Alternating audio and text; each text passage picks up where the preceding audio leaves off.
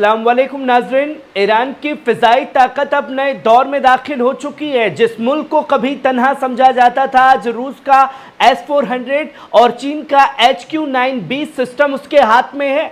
Isfahan की ज़मीन पर S-400 का ऑपरेशनल टेस्ट हो चुका है और HQ-9B की तस्लीम ये बताता है कि ईरान अब सिर्फ बयान नहीं, टेक्नोलॉजी और हिकमत के साथ मैदान में उतर चुका है। ईरान की फ़िज़ाई दिफा काबिलियत में जो पहले कमज़ोरियाँ थी, अब वो रूस और चीन की मदद से मजबूत हथियारों में तब्दील हो रही है। ये अब वो ईरान नहीं जिसे हल्के में लिया जाए। ये इस्लामी जमहूरिया ईरान है जो ना जंग चाहता है, ना झुकना चाहता है, जिसकी कई सारी तस्वीरें सामने। आप पहली खबर देख सकते हैं, ईरान ने रूस के S-400 का इस्फहान में किया टेस्ट, चीन से मिलेगी HQ-9B सिस्टम। वहीं दोस्तों, ईरान और आलमी मीडिया में इस वक्त बड़ी बहस चल गई है और वो है रूस से मिला S-400 मिसाइल सिस्टम जो ईरान को दिया गया है। रिपोर्ट्स बताती है कि S-400 लंबी दूरी वाला फिजाई दिफाई सिस्टम ईरान के इस्फहान शहर के करीब टेस्ट किया गया है और ये टेस्ट ऑपरेशनल हालात में अंजाम दिया गया है। इस टेस्ट में शामिल थे 91 NCE radar, 92 NCE radar system, एक कमांडर और कंट्रोल यूनिट शामिल थी और कई मोबाइल मिसाइल लॉन्चर शामिल थे। अब सवाल यह है कि क्या ये टेस्ट इस बात का इशारा है कि ईरान ने S-400 खरीद लिया है या फिर ये सिर्फ रूस की तरफ से एक एडवांसिंग एडवर्टाइजमेंट है ताकि ईरान या दूसरे ममालिक इस सिस्टम में दिलचस्पी ले। पर दोस्तों, ये टेस्ट करके ईरान ने दुनिया को एक मैसेज दे दिया है, जो कल तक ये बताने की कोशिश कर रहे थे कि साहब देखिए कि ईरान को इस जंग में रूस ने कोई मदद नहीं की है।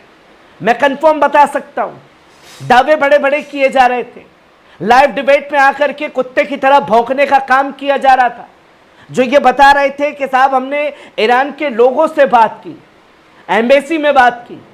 सूत्रों के हवाले से उन्होंने बताया कि जी इस बार रूस ने हमारी कोई मदद नहीं की, इसलिए हमें ये जंग रोकनी पड़ी है।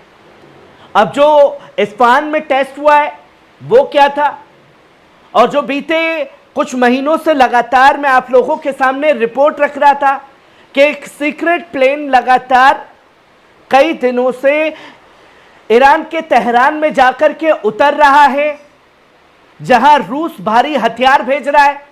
तो कुछ लोग रिपोर्ट का मजाक उड़ाते हुए दिखाई देते थे कि नदीम भाई यार फेंकने की भी हद होती है, ऐसा कोई जो है कुछ चीज नहीं हो रही है रूस की तरफ से। पर आज जो तस्वीर लोगों के सामने आई है उसने ये बता दिया, जो कल की रिपोर्ट देख करके जहर उगलने का, झूठ बरगलाने का काम कर रहे थे, आज वो भी ये बताने पर मजबूर हो गए हैं कि ईरान के हाथ लगा रूस का S-400 सिस्टम, जिसने दुनिया को हिला दिया है। अब सवाल यह उठता है, क्या यह सिर्फ साइकोलॉजिकल वॉरफेयर है या ईरान वाकई अपनी हवा से हवा में मार करने वाली ताकत को बढ़ा रहा है? जिसमें एक और हकीकत सामने आई है, ईरान के पास ना तो विकसित सिस्टम है, ना ही मॉडर्न लड़ाकू जेट्स है, जिससे उसकी फिजाई दिफा में अब भी बड़ी कमजोरियां बाकी है। बेशक ईरान के अंदर कमजोरियां बाकी हैं, इसलिए जानी नुकसान ज्यादा दिखाई देता है, पर ईरान अब वो मुल्क नहीं जिसको डरा धमका करके बैठा दिया जाए।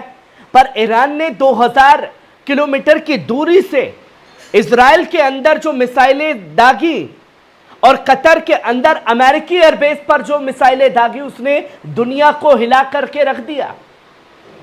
और सिर्फ S-400 ही नहीं, बल्कि आप दूसरी खबर देखिए, डिप्लोमेटिक पैगाम से सामने बढ़ रहा है ईरान के सदर मसूद पेजेश्किन ने वाज़ेह तौर पर कहा है कि ईरान जंग नहीं चाहता, बल्कि डायलॉग और ताउन की राह अपनाना चाहता है। फ्रांस के नए सफीर पियर कुशार से मुलाकात के मौके पर सदर ने साफ तौर पर कहा, ईरान आलमी नज्मो नज़र यानी कि इंटरनेशनल इन्फॉर्मिंग सिस्टम के साथ सहयोग करने को तैयार है, मगर इसका यह मतलब नहीं कि ईरान अपने हुकूमत के दस्तरबरदार हो जाएगा उन्होंने ये भी कहा कि अगर किसी मुल्क ने दोबारा हमला किया तो ईरान इसका जवाब सख्ती और पूरी कुव्वत से देगा।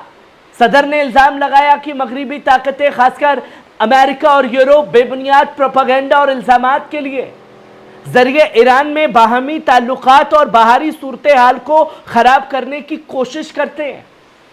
वहीं दूसरी तरफ फ्रांसीसी सफीर जायदान ने हमले के शोहदा ताजियात पेश की और कहा कि मुकालमे और सियासी हल के जरिए ही जोर दिया जाएगा।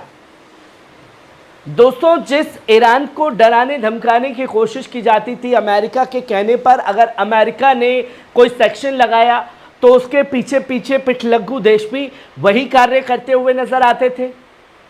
पर जिस तरीके से ईरान ने अपनी ताकत को दिखाया, फ्रांस में बेचैनी मची।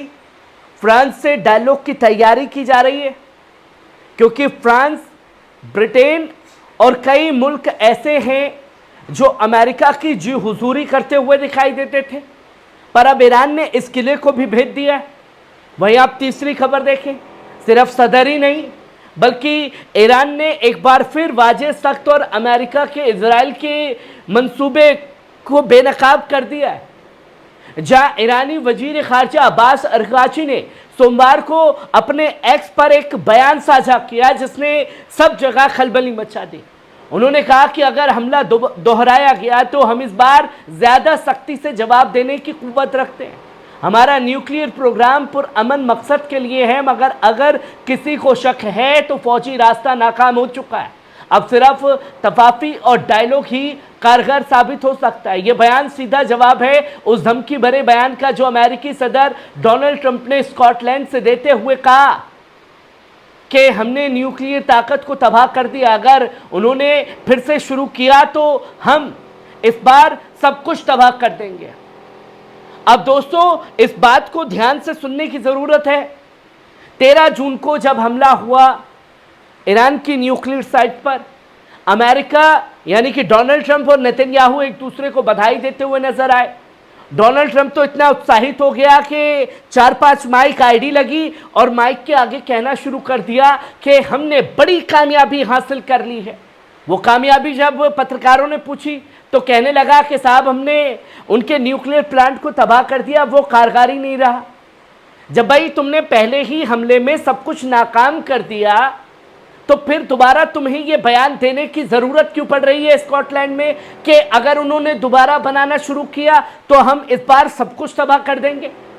यानी कि पहले हमले में तुम सही थे या पहला हमला तुम्हारा नाकाम था? अब इस जलालत को कबूल कैसे किया जाएगा, क्योंकि इंटरनल रिपोर्ट ये बता चुकी है।